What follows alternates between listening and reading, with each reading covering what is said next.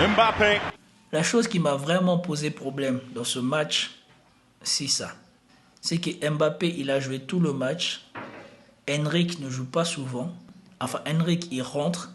Henrik obtient un penalty. Et plutôt que d'avoir l'élégance de donner le penalty à Henrik, comme on a fait pour lui, comme Vinicius a déjà fait pour lui, il vient prendre la balle pour tirer le penalty. Bienvenue sur ma chaîne, les fans du Real Madrid.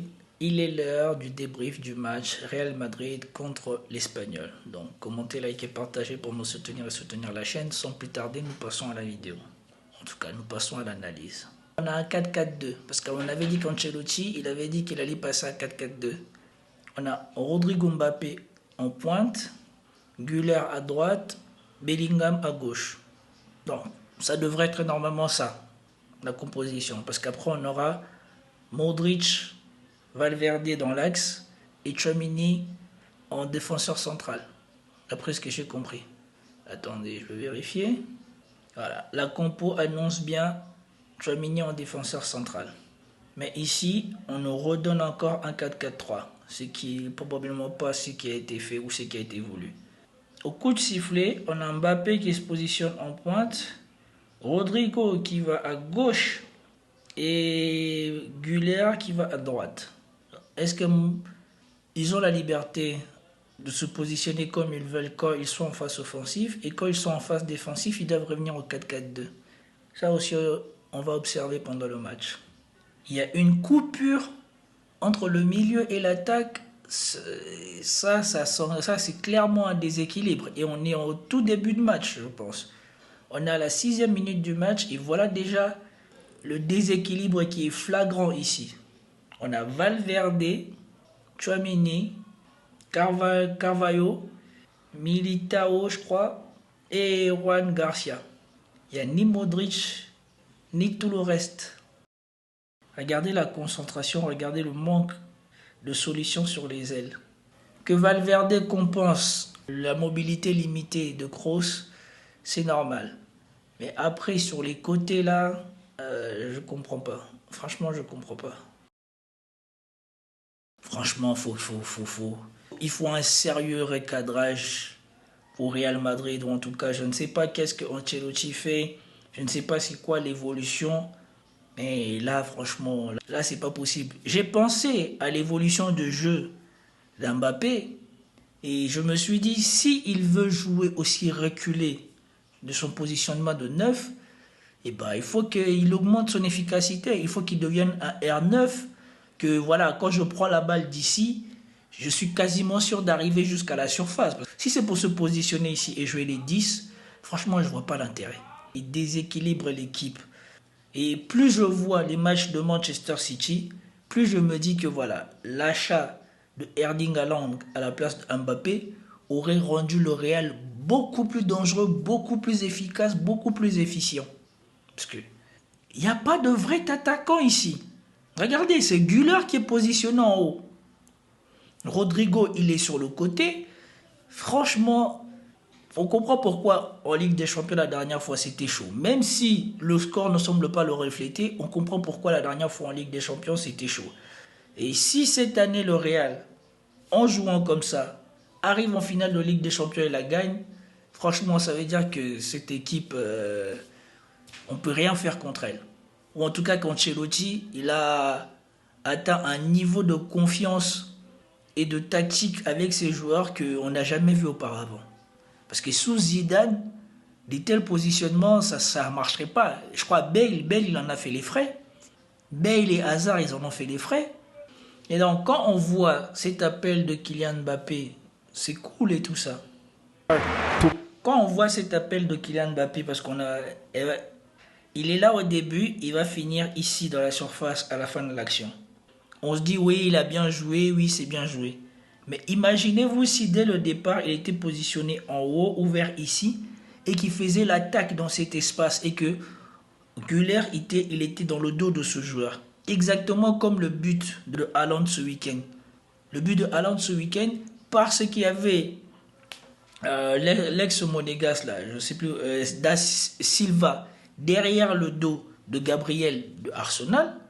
Et bien Gabriel d'Arsenal ne pouvait pas avancer sur Erling Haaland. Ce qui a permis à Erling Haaland de bouffer l'espace et de se retrouver face à face avec le goal. Mbappé, il joue comme il joue, mais ça diminue l'efficacité offensive de l'équipe. Franchement, il faut le reconnaître. Parce que imaginez-vous s'il était bien positionné dès le début. Là, il y a danger. Parce que s'il est bien positionné dès le début, probablement qu'eux, ils ne sont pas alignés comme ça. Et probablement que lui, il peut pousser un peu plus, ou en tout cas, il peut faire des appels en partant d'ici. Il peut faire des appels pour être le premier avec sa vitesse à attraper la balle avant que le goal ne puisse sortir et avant que les défenseurs ne l'attrapent. Regardez, Güler remet de la tête, mais si Mbappé il avait juste 2-3 mètres d'avance sur son positionnement au départ de l'action, là il serait en train de passer au bon moment et il aurait peut-être plus de temps pour mieux avoir la balle. Il contrôle la balle avec la poitrine et bon, il Space est fantastique, Chip. On va pas lui en vouloir. Mais voilà, moi franchement, à ce niveau-là, moi je suis de plus en plus dubitatif sur la capacité de Kylian Mbappé à apporter quelque chose au Real, en tout cas cette année. Là c'est bien, mais franchement, eux tous là, au Real franchement, tu vois la différence avec le Barça. Au niveau tactique, tu sens que tu n'as plus le niveau de la Masia, ou quand il y avait beaucoup de gens qui étaient issus de l'académie du Real, ou dans les petits espaces comme ça, ou dans le petit jeu comme ça, on bougeait de manière à permettre à l'attaquant ou au porteur de la balle d'avoir plus d'espace. Regardez, Bellingham, il est là, il a la balle. Mbappé, il est là. Rodrigo, il va resserrer. Güler lui-même, il va resserrer. Ils vont tous au point le plus central du jeu ou derrière ou à côté du porteur du ballon. Ce qui fait que ça limite l'espace de eux tous pour jouer. Au lieu de ça, Güler aurait dû élargir le terrain en restant sur le côté et Rodrigo aurait dû élargir le terrain en amenant le joueur de ce côté-là. Comme ça aurait fait du 3 contre 2 pour Mbappé, Mbappé et Bellingham, un 1-2 ou autre chose. Et je pense que là, espérons que pour la suite de la saison, vraiment, ils vont prendre conscience de la possibilité qu'ils ont de crucifier, de punir les équipes en essayant de largir les jeux, en essayant de faire profiter aux porteurs du ballon des appels de balles qu'ils peuvent faire. Regardez, le seul qui fait un déplacement, et en plus ici il faut lui tirer le chapeau, un déplacement qui est un peu utile, c'est Mbappé. Regardez comment à la fin ça se retrouve. Ils sont tous dans le petit carré. Après, je ne sais pas qu'est-ce qui va être fait ensuite, mais apparemment ce que je comprends, c'est que c'est Juan Garcia, le défenseur, qui a la balle. Donc probablement ça sera pas une création de jeu. Parce que je ne pense pas qu'il ait l'inspiration pour tenter des jeux dans des espaces aussi réduits ou dans cet espace-là. Vous voyez sur des ballons anodins comment Bellingham il met la pression. Ça a manqué pendant qu'il était absent. Un mec qui travaille comme ça, déjà pour bloquer le jeu et pour rendre le jeu de l'adversaire difficile dès le début. Rodrigo, c'est lui normalement qui aurait dû être en train de mettre la pression. Mais Bellingham, il était derrière Mbappé avant le tir et c'est lui qui est sur l'arrière droit de l'équipe d'Espagnol pour lui mettre la pression. À la fin, regardez. C'est Bellingham. Et c'est ça qui manquait pendant les autres matchs. Parce que Mbappé, malgré le fait qu'il ne soit pas débordant d'activité sur les matchs, vraiment sur le pressing, il fait le minimum. Donc si tu fais le pressing au minimum en tant qu'attaquant, il faut que tu sois efficient. Tu ne peux pas te balader partout, aller là où on n'a pas besoin de toi et après ne pas faire ce qu'il faut pour que l'équipe évite de prendre l'eau. Et une fois de plus, regardez là où il est positionné Mbappé. Alors là, la passe est bien donnée. Mais une fois de plus, il part de trop loin. Et surtout, Mbappé n'a pas encore le jeu pour être un tueur dans ce genre d'opportunité. Si une balle comme ça est mise dans les pieds d'un Cristiano Ronaldo, dans Benzema, dans R9, tu te dis, bon, il y a des fortes chances que ça soit cadré, et surtout, il y a des fortes chances que le gardien soit en difficulté. Mais quand une balle est mise à Mbappé, comme ça, là, en plein axe, franchement, moi, jamais en voyant ça, je me dis Mbappé va marquer. Mbappé! Et vous avez vu, il a des actions, et il a des actions qu'il a du mal à concrétiser parce qu'il est toujours mal positionné en tant qu'attaquant. Ici, c'est exactement tout ce que je reproche à Mbappé. Regardez Mbappé où il est, regardez Güler où il est. Et quand l'action se finit, c'est Mbappé qui a la balle. Maintenant, dites-vous si Mbappé il était bien positionné à la place de Güler, en pointe, sur la passe millimétrée que vient de faire Modric, probablement qu'il aurait eu but parce que Mbappé il arrive à cadrer cette frappe. Et c'est là que vous voyez le retard qu'Mbappé il a sur la plupart des 9 qui ont réussi au Real. Et j'espère pour lui qu'à partir de l'année prochaine ou passé la mi-saison, il aura comblé toutes ces petites choses ou qu'il aura pris toutes ces petites choses, toutes ces informations, toutes ces possibilités qui lui sont possibles quand il y a un Modric sur le terrain. Il commence l'appel et on le voit et Modric le voit et Modric le sert parfaitement. Et maintenant, imaginez si il était mieux positionné que ça au départ. Il aurait eu largement le temps de faire un meilleur geste pour finir et peut-être de marquer. Il passe dans le dos du défenseur, ce qui est déjà pas mal. Et ça se voit que Müller, lui, il bouge bizarre. Il bouge au ralenti. Mais au moment où il récupère la balle, il est trop près du goal et surtout, il n'a pas cette aisance qu'avait Karim Benzema d'éviter de tomber dans la surface parce que Karim Benzema, en tant que bon neuf, il sait qu'une fois qu'il est dans la surface, tout contact lui profite à lui s'il protège bien la balle. Mbappé, lui, il est pressé de tirer, il pense qu'il n'a pas le temps. Alors ici, j'ai même pas de mots pour décrire. Alors ici, j'ai même pas de mots pour décrire. 1, 2, 3, 4, 5, 6. 6 joueurs collés comme ça. Bellingham lui-même porteur de la balle derrière et Modric derrière. Non, franchement, en ce début de saison où le Real continue de gagner et ne perd pas, on voit des choses franchement au niveau tactique, au niveau système de jeu, franchement c'est abusé. Ici encore, regardez comment ils sont serrés. Regardez comment ils sont serrés. Là, les 4 défenseurs du Real sont contenus par une toute petite portion de la défense espagnole. Donc au niveau tactique, on est vraiment loin du Barça, loin de Manchester City. Parce que City, quand ils mettent les gens comme ça dans l'axe, tu vois qu'il y a l'ailier qui colle la touche et un autre ailier ici qui colle la touche et ils font comme un double rideau pour pouvoir faire des combinaisons. Ici, regardez, dans toute cette zone, il n'y a personne. Si jamais on met la balle ici, il n'y a personne du Real Madrid. Et regardez Mbappé comment il est tout proche. Au lieu d'anticiper quand la balle elle est ici et de se replacer comme on voit souvent Erling Haaland faire, lui il sort de l'axe, il va vers Bellingham et il fait la même appel que Bellingham. Admettons que maintenant Bellingham il laisse la balle pour Mbappé. Ça veut dire que Bellingham il doit continuer sa course pour aller sur place. Ces actions sont inefficaces parce que les actions de Mbappé sont inefficaces parce que dès le début de l'action, il est mal placé. Et surtout, en plus, lui-même, ça se voit que la confiance n'est pas encore là. Parce qu'avec sa capacité de dribble en étant dans la surface, franchement, tu n'as pas besoin de te précipiter, de faire des gestes approximatifs comme ça, comme il fait. Regardez même les adversaires, l'Espagnol, comment ils jouent du foot basique. C'est sûr qu'individuellement, ils n'ont pas le talent du Real Madrid. Ils ne profitent pas de l'effet psychologique du Real Madrid. Mais regardez comment ils essayent quand même d'avoir de la cohérence dans le jeu. Regardez l'attaquant, comment il se positionne.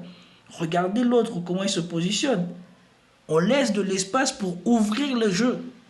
En tout cas, ce qui est plaisant, c'est de voir que Bellingham il est en train de retrouver ses sensations. Ça fait 2 belles frappes qu'il a mis dans ce match. C'est pas mal. 2 beaux frappes. Franchement, c'est très bien l'action. C'est très bien comment il s'est créé sa propre occasion. Mais regardez une fois de plus à quel point ça se tasse pour le Real Madrid. Comment tu veux faire du jeu ici, là? Comment tu veux faire? Pourquoi ils ouvrent pas le jeu pour libérer de l'espace? Comment tu veux faire du jeu là-dedans? Si encore tu combinais comme combine City, tu combines tac tac tac, le Real Madrid font pas ça. Donc pourquoi ils se tassent tous comme ça là? Regardez Güler, Mbappé, je sais pas c'est qui ici. Et voilà. Et voilà. Regardez. Je crois que c'est un contre. Il y a 3 joueurs du Real contre 3 joueurs d'Espagnol. Mais depuis le début du match, on a rarement vu une occasion du Real où il y a 3 joueurs du Real contre 3 joueurs d'Espagnol. Franchement, il y a un peu de chance, mais qui ne tente rien à rien. Ah, c'est détourné par le joueur du Real à la base.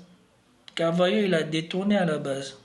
C'est pour cela que c'est revenu dans les pieds de Courtois. Non, c'est Güler. C'est Güler qui l'a rattrapé. Il a fait l'effort. Alors là, la question c'est où est Mbappé? Franchement. La question à 1 million de dollars. La question à 1 million de dollars sur le premier but du Real Madrid. Où est Mbappé? Quand on vous dit qu'il y a un problème de positionnement chez le monsieur, regardez-moi ça. C'est une action offensive du Real. Où est Mbappé? Il y a Bellingham dans la surface. Il y a tous les autres qui sont dans la surface. Et pourtant, lui, l'attaquant de pointe, il n'est pas là. Un véritable problème. Et on voit dans l'action précédente, c'est lui qui donne la passe ici. C'est lui qui donne la passe à Valverde pour qu'il frappe. Et je ne sais pas si cette action-là est directement concomitante à la frappe de Valverde qui est repoussée. Parce que là, il va faire la passe. Il fait la passe. Valverde frappe. La balle est repoussée. Bellingham, il était en train d'avancer. Mbappé, toujours là-bas. Donc ça se demandait, ce mec, il est venu au Real pour jouer quoi? 10? Mais au bout d'un moment, on veut bien soutenir Mbappé, mais quand même, il faut un peu de cohérence. C'est concomitant au jeu. Donc, sur cette action-là, le défenseur a mal contrôlé la balle et a entraîné l'action du Real. Et comme pour le premier but de l'Espagnol, ici, la même chose où quasiment le même scénario profite au Real Madrid. Bellingham, il fait un centre fort, ça passe en dessous du tronc et du bras du gardien, et voilà. Le Real, ils prennent vraiment beaucoup de risques. Voilà des choses qu'on attend de Mbappé. Regardez où il prend la balle, l'attaquant. L'attaquant, il prend la balle ici. Face à face avec les 2 centraux du Real. Conduite de balle, très bonne. Feinte, comme on espère en voir de la part d'Mbappé. Devant la surface, fini. Bon, maintenant, il n'a pas la finition d'un Ronaldo ou d'un Benzema. Mais ce qu'il a fait là, jusqu'à ce qu'il frappe, c'est quasiment le travail que l'on attend de Mbappé et que jusqu'à maintenant, on n'a pas vu. Et surtout que Mbappé, il a quasiment la même finition que lui. Sur des actions comme ça, moi, j'ai pas vu Mbappé faire des trucs extraordinaires depuis qu'il est au Real, ou en tout cas depuis l'année dernière. Ouais, là, ce qui vient de se passer, c'est exactement les choses qu'on peut attendre de lui. Mais comme d'habitude, le Real, ils sont trop serrés dans l'axe. Franchement, ce qui va leur perdre cette année, selon moi, c'est ce jeu-là trop comprimé. Regardez, ils sont tellement nombreux dans l'axe qu'il y a toute l'équipe, ou quasiment toute l'équipe de l'Espagnol qui est aussi dans l'axe. Comment tu veux bien jouer? Mais imaginez juste si ils avaient aéré un tout petit peu le jeu. Avec la vitesse de Mbappé, des 1-2 comme celui-ci là, qu'est-ce que ça donnerait comme opportunité au Real? Parce que là, il remet à Vinicius. Et Vinicius le trouve.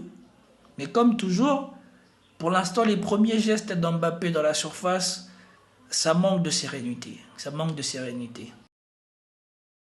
C'est qui ce joueur?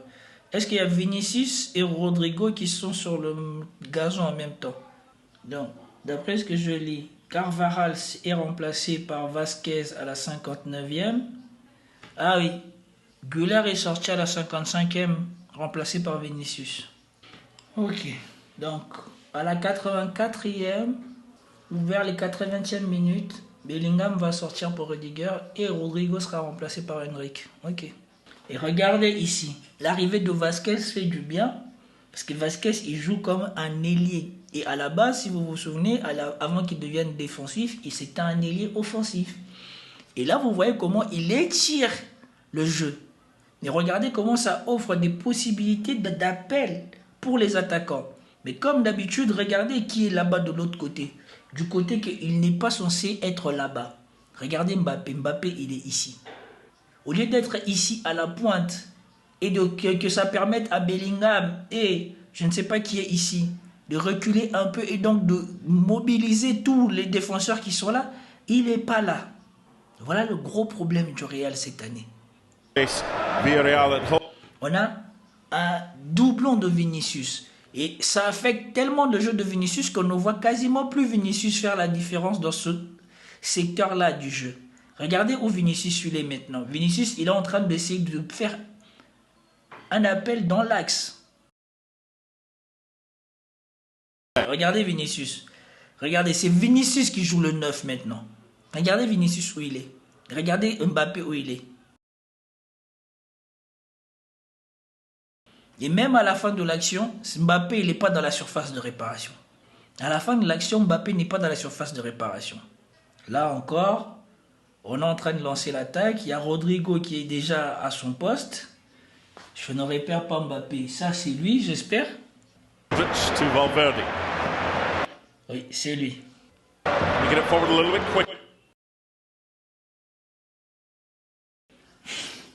Franchement, c'est fatigant. C'est fatigant de voir tout le temps des séquences comme ça. À l'époque d'un Benzema, s'il reçoit la balle ici, voilà pourquoi le Real ils étaient forts. À l'époque d'un Benzema, s'il reçoit la balle ici et qu'il fait la passe à l'ailier comme ça, tu vas voir la vitesse à laquelle il va rentrer pour se replacer ou même aller jusqu'au deuxième poteau. Mais regardez l'action jusqu'à la fin. L'action se finit, Mbappé il n'est même pas encore dans la surface. Une fois de plus. Alors que lui et Rodrigo, ils sont quasiment sur la même ligne quand lui, il reçoit la balle avant de la passer à Vinicius. Regardez. Là, il la met à Vinicius, il n'y a pas d'accélération. Il est neuf. Normalement, il est censé speeder. Regardez, il reste là, il appelle quoi? Il attend quoi? Mais heureusement, Rodrigo continue à jouer. Voilà. Vinicius a fait son travail et Rodrigo a fait son travail. Et moi, ce que je ne comprends pas, c'est que quand on voit tous les manquements de Mbappé, comment ça se fait qu'il finisse tous les matchs et il joue le plus de temps possible? Regardez Mbappé, comment il recherche à qui Vinicius l'a mis. Ça, c'est honteux, ça. Regardez Mbappé, comment il recherche à qui Vinicius l'a mis. À qui Vinicius a donné la balle. Normalement, ça devait être lui. Parce que quand il y a une action comme ça, la pointe de l'attaque, normalement, c'est toi. Même que tu reçois la balle ou pas, tu es obligé de faire au moins ton appel jusqu'au bout. Normalement, c'est lui qui doit être là-bas. Ici, rien à dire. Cette passe montre une certaine aisance technique ou une habitude de jouer dans des petits espaces.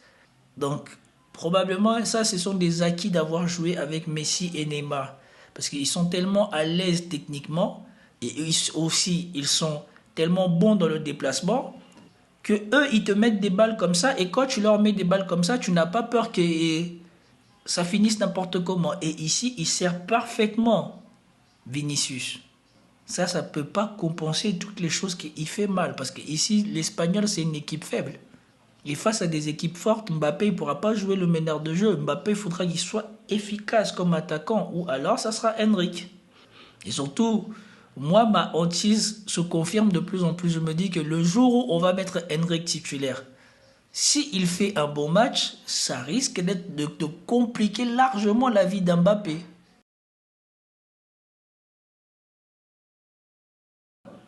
Ça c'est la grinta d'un attaquant. Ça, c'est la grinta d'un mec qui en veut. Et si Mbappé dominait les débats comme il était censé le faire, les performances comme ça ou les coups d'éclat comme ça de Henrik ne poseraient pas problème. Le problème, c'est que Henrik, à chaque fois qu'il joue, on voit plus son implication, son envie, sa niaque de vouloir marquer, sa niaque de vouloir apporter quelque chose par rapport à Mbappé.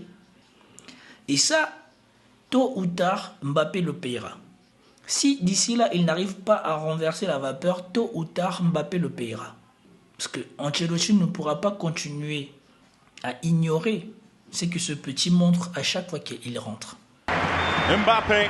La chose qui m'a vraiment posé problème dans ce match, c'est ça.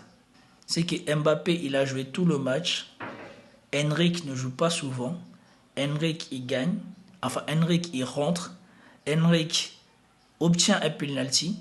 Et plutôt que d'avoir l'élégance de donner le penalty à Henrik, comme on a fait pour lui, comme Vinicius a déjà fait pour lui, il vient prendre la balle pour tirer le penalty. Ça, franchement, j'ai pas compris. Le petit, il joue pas souvent. Il n'est pas titulaire. Il rentre. Il fait tout pour obtenir un penalty. Et toi, tu viens, tu prends, tu veux le tirer, toi. Ça, c'est le truc qui m'a marqué depuis que j'ai vu le résumé du match. J'ai pas compris. J'ai pas compris qu'est-ce qui est passé dans la tête d'Mbappé. Le fair play, la bonne entente, tout ce que les autres font pour lui, il n'est pas capable de faire la réciproque pour le petit. Non, ça là, franchement, ça m'a surpris. Et le petit, il le prend bien. Mais franchement, Mbappé, il serait sorti tellement grand. Il serait sorti tellement grand. Et il aurait mis tellement de gens dans sa poche s'il aurait laissé à Henrik ce penalty. Ça, c'est mon opinion. Regardez à quel point le petit, il joue l'attaquant de base. Il est bien loin, il met la balle dans l'espace, il fait l'appel dans l'espace. Il ne va pas se coller à Mbappé quand il a la balle ou quand il n'a pas la balle. Il laisse l'espace pour pouvoir le manger. Alors qu'on a Mbappé qui va extrêmement vite, qui quand Vinicius ou Bellingham a la balle, ne s'élargit pas d'eux pour ouvrir les jeux, vient fermer les jeux avec eux. Et surtout quand c'est à gauche, alors là, c'est même pas la peine.